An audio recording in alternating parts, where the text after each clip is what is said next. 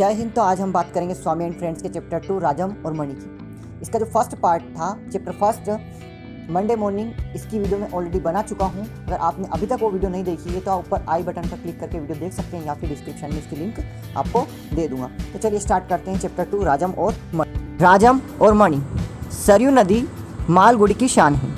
कस्बे की आखिरी सड़क एलामन स्ट्रीट है जहाँ ज़्यादातर तेलिए रहते हैं।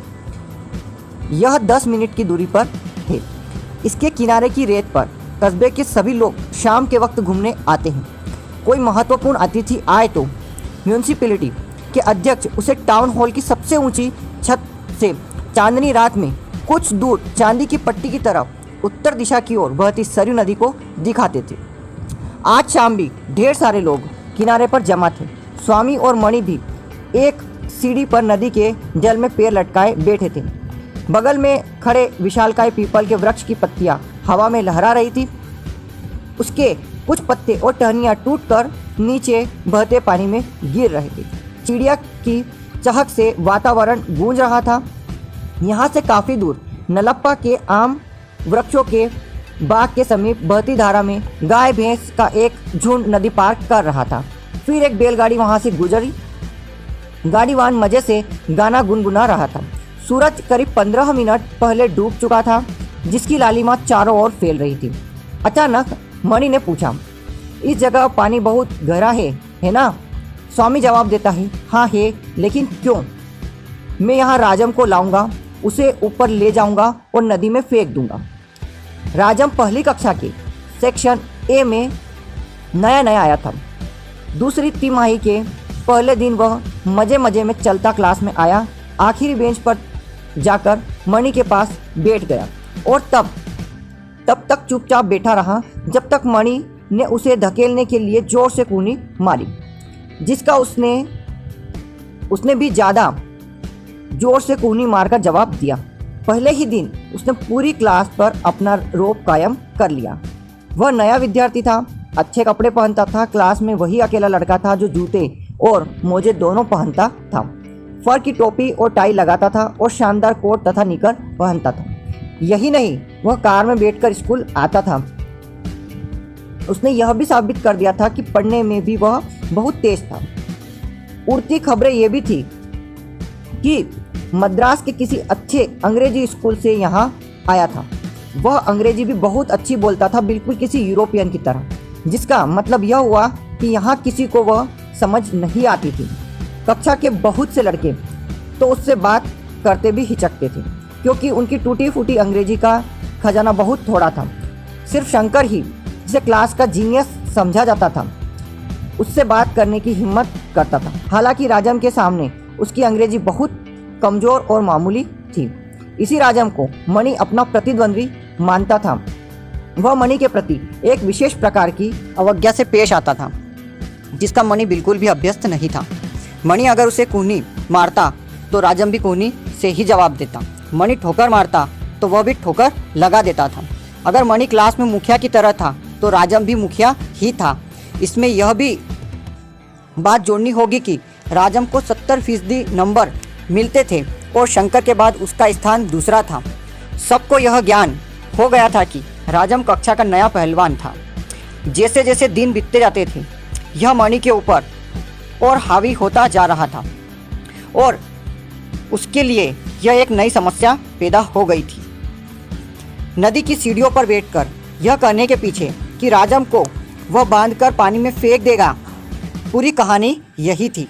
स्वामी को यह सुनकर डर लगा और वह बोला, तुम भूल जाते हो कि उसके पिता पुलिस सुपरिंटेंडेंट है। मणि कुछ देर चुप रहा, फिर बोला, मैं किसी की परवाह नहीं करता। किसी दिन मैं अपने मुद्दल से उसके कंधे तोड़ डालूंगा। तुम्हारी जगह मैं होता तो पुलिस के लोगों से दूर ही रहता। बड़े खतरनाक होते हैं ये, स्वामी ने कहा। मेरी जगह तुम होते? अरे वाह, शुक्र है कि तुम्हारी जगह मैं नहीं हूँ, कायर कहीं का, ऐसा मणि कहता। स्वामी ने यह सुनकर अपने होठ काट लिए और एक आह भरी। मणि ने और भी कुछ कहा, ये देखता हूँ कि तुम राजम से बहुत दोस्ती बढ़ा रहे हो। मैं तुम्हें चेता रहा हूँ, हाथ पैर बचाकर रखना, यही कह सकता हूँ मैं तुमसे। इस पर स्वामी ने उसका विरोध किया। मणि क्या यह सोचता है कि स्वामी उसके अलावा किसी और की इज्जत कर सकता है? मणि ही तो उसका सबसे पुराना जिगरी दोस्त है और नेता भी है। यह ख्याल उसे आया ही क्यों? स्वामी को जहाँ तक याद पड़ता है वह 3 गज से ज़्यादा राजम के पास गया ही नहीं। यह तो उससे नफरत करता है, नया अमीर बनता है। मणि ने उसे राजम के साथ कब देखा है? हाँ ठीक है, सोमवार को ड्राइंग की क्लास में देखा होगा। राजम ही खुद उससे बात करने आया था और उसने तो मुंह ही फेर लिया था। गधे को पेंसिल तलाश थी और उसने उसे नहीं दिया था।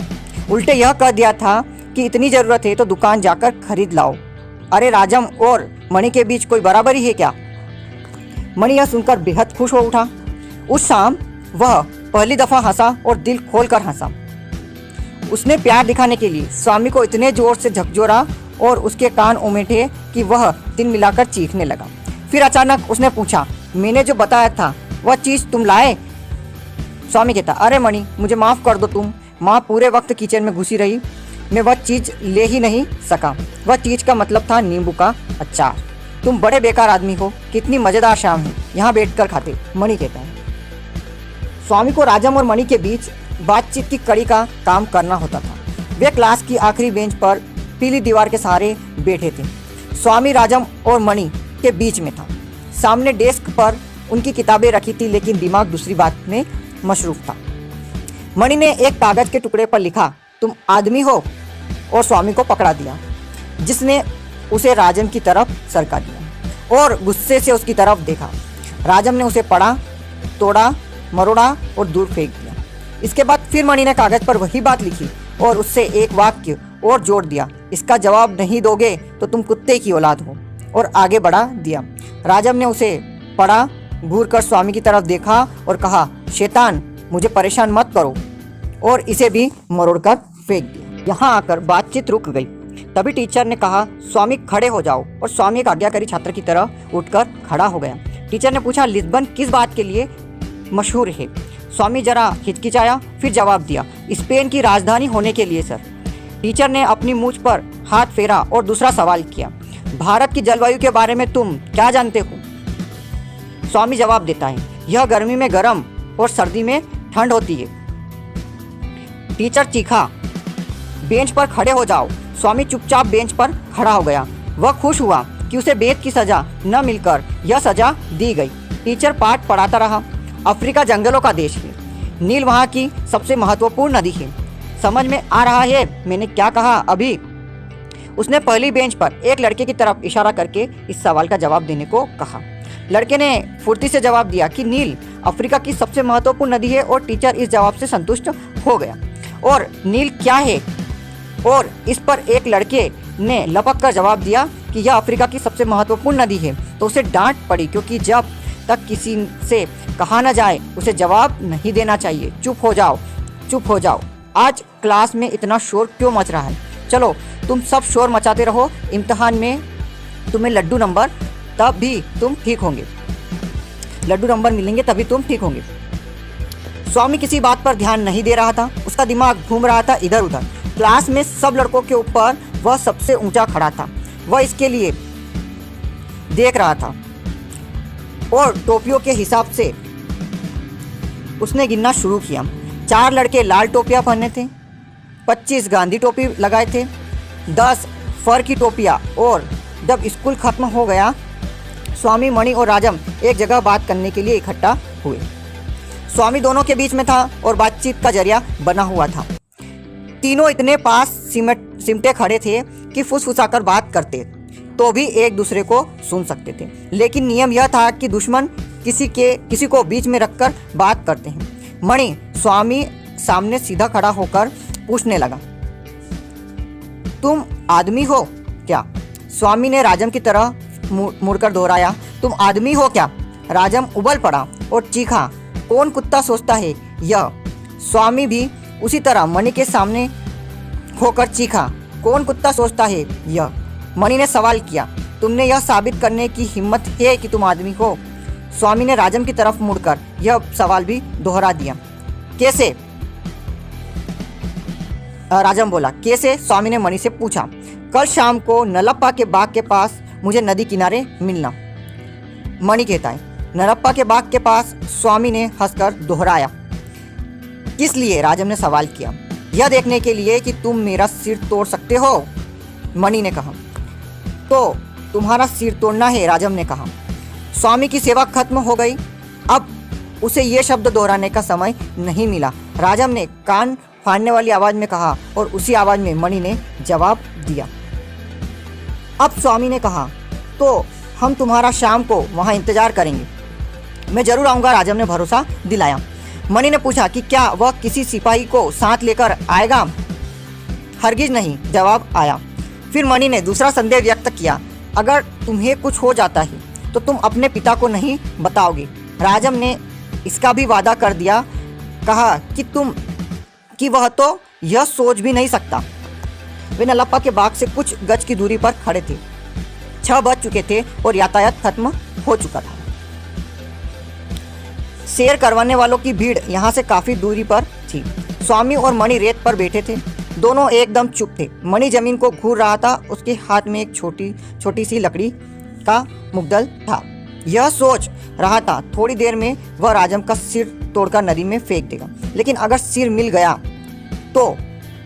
भी गया तो लोगों को पता कैसे लगेगा कि यह काम उसने किया? फिर राजम अगर भूत बनकर रात को आए और उसे डराए तो क्या होगा?